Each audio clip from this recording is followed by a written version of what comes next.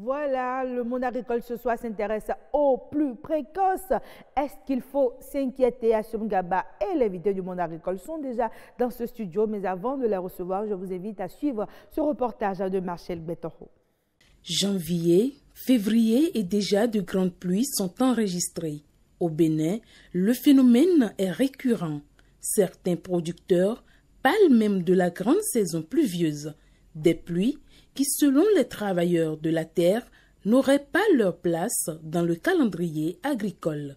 C'est des pluies anormales parce que depuis que nous, on était jeunes, sinon on était enfants, nous, on n'avait pas connu ce genre de pluie.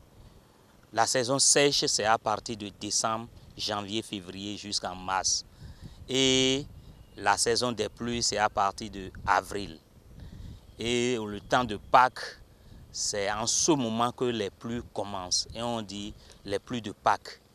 Et quand les pluies de Pâques tombent, les agriculteurs, les producteurs, ils vont au champ pour mettre les maïs, haricots dans le sol. Mais en cette période où nous traversons, depuis décembre, janvier, février, les grandes pluies ont commencé à tomber. Et on se demande, mais qu'est-ce qui se passe? Qu'est-ce qui ne va pas dans le pays? Une situation qui visiblement constitue un casse-tête pour les agriculteurs béninois. Ces pluies ne sont pas forcément favorables à la semence. Pour les maraîchers, elles causent plus de dégâts. Cette période que nous traversons, il y a l'inondation déjà qui est sur le site. Il y a des légumes qui sont déjà dans l'eau. Et nos légumes tels que les vénonias, les amarantes, etc., sont en train de traverser un temps difficile. Même les composts que nous apportons, les fientes que nous apportons à ces légumes, l'évolution de ces légumes ont des difficultés pour évoluer. Malgré ces intempéries notoires, le site de maraîchage de Rouihop bat son plein. Producteurs et commerçants se donnent la main pour satisfaire la population.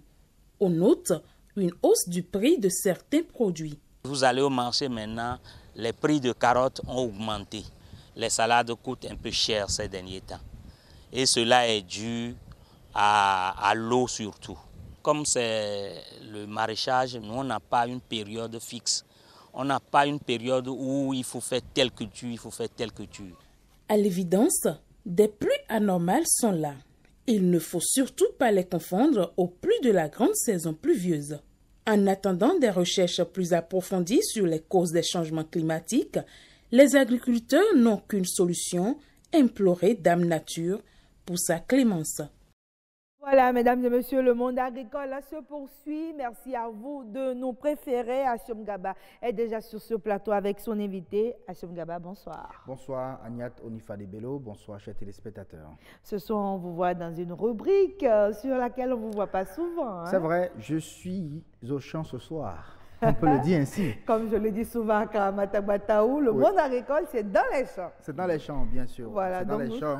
Et on y retrouve, bien sûr, monsieur Jacques Balogun, qui est un exploitant maraîcher. Avec lui, nous allons donc parler ce soir de ces pluies précoces. Vous les avez annoncés. On a suivi également dans le reportage les dégâts causés déjà par cette pluie. Il faut dire que c'est une situation, on se pose en tout cas la question de savoir si c'est une situation bénéfique pour les agriculteurs. Quand on connaît l'importance de l'eau en matière d'agriculture. Bonsoir, monsieur Jacques Balogun. Bonsoir. Alors, on se retrouve ce soir autour de ce sujet. On se demande si ces pluies précoces sont bénéfiques pour vous ou c'est une situation malheureuse. Merci beaucoup. Je tiens à vous remercier pour m'avoir invité sur ce plateau. Parlons des pluies précoces qui ont commencé depuis le mois dernier. C'est totalement une situation anormale qui d'abord n'arrange pas du tout les producteurs. Ah oui? Du fait que ces pluies viennent de façon précoce, bouleverser le calendrier culturel de nous les producteurs, changer notre système de production, on est confronté à des situations que nous-mêmes on se pose des questions sans réponse. Sans réponse, c'est vrai. Donc, vous avez, en tant qu'exploitant agricole, vous avez un calendrier que vous établissez. Normalement. Et dans ce calendrier-là, qu'est-ce qui est marqué? Est-ce que c'est le jour du labour? le jour des semis ou c'est par rapport aux différentes cultures que vous faites? Merci beaucoup. Par rapport au calendrier culturel, moi, je vais quand même partir de la généralité de non-producteurs maraîchers et aller spécifier cette généralité autour de la commune de Semekpodi, où nous, notre calendrier culturel part normalement d'un temps qui commence au début saison des pluies, qui s'annonce à partir du première quinzaine du mois de mars, et quand on commence la première production dans notre commune, pour finir à la grande saison qui finissent dans les mois de août, octobre par là-bas. Voilà. Maintenant, ce calendrier est bouleversé parce que le temps est encore devant et nous voilà en face des pluies qui s'annoncent, 6e, 7e pluie aujourd'hui, auxquelles nous, on se demande quand est-ce qu'il faut commencer, quand est-ce qu'il ne faut pas commencer. Okay. En attendant, oui, Hachem Gaba, je me demande comment se réaménager rapidement pour ne pas subir que les répercussions, pour pouvoir quand même en tirer profit. Non, au fait, les premières pluies qui ont commencé dans le mois de février, nous, on ne pensait pas que ça allait se répéter. Voilà la répétition de ces pluies qui cause aujourd'hui, qui nous bouleverse et on est obligé de commencer la saison. Et ce qui nous attend devant, on ne sait pas. Ça peut couper comme ça peut continuer. Est-ce que vous avez posé la question quand même aux chercheurs de savoir en réalité si cette pluie-là va s'arrêter ou si elle va continuer ou si la saison pluvieuse normale va commencer et se dérouler normalement? Non, si aujourd'hui on est en train de poser la question de savoir si la saison pluvieuse normale va encore commencer et on est déjà sous les dégâts de cette saison qui a commencé, alors là c'est encore une autre forme de retard que nous-mêmes on se donne. Là, on est obligé de s'adapter rapidement et commencer par travailler. Donc, vous vous êtes adapté? Rapidement, et on a commencé par travailler parce que normalement, en cette période, on ne serait pas encore en train de faire les semis, les repiquages. On attend un temps à partir du 15-20 mars pour commencer les pépinières et lancer les trucs à partir du mois d'avril-mai. Nous voilà en phase des pluies qui ont commencé. On est obligé de changer rapidement notre calendrier culturel et s'adapter rapidement à la saison pour pouvoir au moins rentabiliser un peu le système culturel de notre commune. Donc, il n'y a que vos calendriers qui sont bouleversés, on peut le dire ainsi. Oui. Il n'y a que le calendrier. Il n'y a pas de culture, il n'y a pas de dégâts dus à l'inondation. Pas que nos calendriers. Quand je prends la commune de Semekpodi aujourd'hui, où on a deux formes de production. En contre-saison, nous, on va vers les bas-fonds pour travailler. Aujourd'hui, les cultures qui sont déjà installées... Parce qu'en contre-saison, il y a moins d'eau. Il y a moins d'eau, on va vers les bas-fonds pour travailler. Les cultures qui sont installées déjà dans les bas-fonds aujourd'hui sont totalement inondées. Où nous sommes en face d'une perte où on ne peut même pas encore quantifier la valeur de ça. Parce que toutes nos productions sont déjà dans l'eau, où on se demande comment faire maintenant pour s'adapter maintenant sur la terre ferme, pour envoyer un peu le minimum pour retourner à la terre ferme. Parce qu'il y a une période où nous, on se donne à la production du bas-fond pour pouvoir avoir le retour de ce capital qui a été quand même investi dans cette bas-fond pour la production sur la terre ferme. D'accord. Alors, donc ça veut dire que vous avez beaucoup à faire. Est-ce que c'est ça qui justifie la cherté des produits aujourd'hui sur le marché, surtout les produits agricoles, les produits maraîchers? Surtout par rapport à la cherté des produits maraîchers aujourd'hui sur le marché, ça contribue à cela. Parce que lorsque tu lances une production et que du jour au lendemain, tu viens juste par l'aléa climatique qui s'imagine pas les plus précoces, or tu viens le matin, tu vois toutes tes productions dans l'eau, où tu n'as même rien à faire face à ça. La production est déjà dans l'eau, tu es obligé maintenant de retourner les mains vides. Toi, en tant que producteur. Deuxièmement, la commerçante qui vient chercher pour amener tes productions en maturité au marché, elle sort de la maison, elle n'a pas de production pour amener au marché. Du coup, la cherté de marché se crée et la flambée des prix s'opère sur le marché. S'opère sur le marché, donc c'est ce que nous remarquons ces derniers jours. Exactement. Alors, à l'avenir, qu'est-ce que vous pensez qu'on peut faire, vous d'abord à votre niveau en tant que producteur, pour souvent minimiser quand même les conséquences liées à ces risques-là? Là, ça laisse croire beaucoup d'autres réflexions autour de ce sujet où, du fait qu'on ne maîtrise pas les temps, du fait qu'on ne sait pas de façon concrète ce que demain nous réserve, le producteur agricole ou maraîcher vit souvent dans l'espoir. D'accord. Assome Gaba, je me demande si ce n'est pas le moment plutôt d'aller vers un type d'agriculture qui n'est pas fonction justement du temps.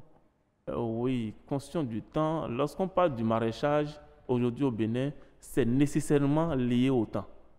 Lié au temps parce que chaque culture, d'abord chaque spéculation a son temps où il faut le faire. Oui. On prend la production par exemple de tomates. Toutes les variétés de tomates que nous on a aujourd'hui au Bénin ne répondent pas à toutes les saisons. Il y a les tomates de contre-saison, il y a les tomates de saison favorable, de même sorte que les carottes, les formes de spéculation que nous, les maraîchers, nous pratiquons sur nos champs respectifs sont liées souvent aux saisons. Et lorsqu'on va extrapoler, c'est faire ces analyses et dire que bon, on va passer d'une production pluviale à une production irriguée ou je ne sais pas quoi dire, bon, on aura toujours un problème lié à notre... D'accord, on ne pourra pas avoir les mêmes spécificités. Exactement, oui. Mais vous créez donc ces situations-là en allant par exemple à l'agriculture au sol, l'agriculture sous serre et tout ça, c'est bien possible. Exactement. Lorsqu'on parle de l'agriculture au sol, c'est encore une autre paramètre du monde agricole où, avant de dire, dans un pays où on veut développer l'agriculture au sol, on sous-entend que la superficie que nous avons est déjà emblavée dans sa totalité, où la terre nous manque. Alors, il faut partir maintenant à une autre forme de l'agriculture pour pouvoir rapidement réfléchir et développer ce système. Aujourd'hui, quand on prend le Bénin, on n'a même pas encore occupé les 20% de notre terre qui est disponible à notre portée pour faire l'agriculture dont on parle. Mais développer l'agriculture au sol serait donc deux activités parallèles qu'on ne pourra pas gérer en commun. Alors, vous pensez qu'on peut faire quoi exactement pour pallier ou est-ce qu'il faut croiser les bras? Parce que là, on a l'impression qu'il faut juste croiser les bras et subir. Si on croise les bras, on va toujours subir. Maintenant, on serait toujours en train de réfléchir pour voir, parce que c'est affaire de saison. Et Dieu seul détient le temps et la saison. Et si face à ça, on serait en train de réfléchir et Dieu va nous trouver une porte de sortie. Parce qu'on a quand même vu avec ces pluies-là, à Kandy, par exemple, on a vu qu'il y a eu d'énormes dégâts, des hectares de champs de coton, de maïs, de sorgho et autres inondés. Vous voyez que ça appelle à une politique générale, politique nationale, pour pouvoir maîtriser ces genres de situations, ces genres d'aléas. Là, pour rapidement chercher un palliatif à la situation, c'est de créer des retenues d'eau où, face à ces situations anormales de température ou de saison qui viennent par moment, ces eaux qui viennent bouleverser notre calendrier culturel, qui viennent détruire nos productions sous nos mains, vont être canalisées pour quelque part afin que nos productions au moins soient peut-être récupérées pour des fins vraiment normales. Assome Gaba, moi je crois que l'inquiétude elle est grandissante, vraiment. Puisque si on doit rester dans les mêmes dispositions, c'est possible qu'une année on parle de problèmes de faim au Bénin, puisqu'il faut avoir des cultures au marché et les acheter pour pouvoir manger.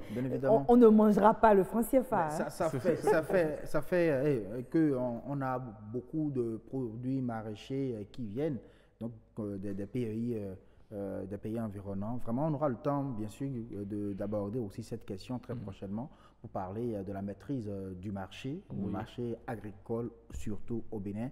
Puisqu'on constate également que quand ces produits-là quittent les autres pays pour venir ici, c'est avec des prix abordables. Du coup, le consommateur va vers ces produits au détriment de ceux qui des produits qui sont là. Merci beaucoup à vous, Monsieur Jacques Balogun. C'est à moi de vous remercier. J'espère qu'on vous aura pour ce sujet de la maîtrise des marchés agricoles au Bénin. Merci beaucoup.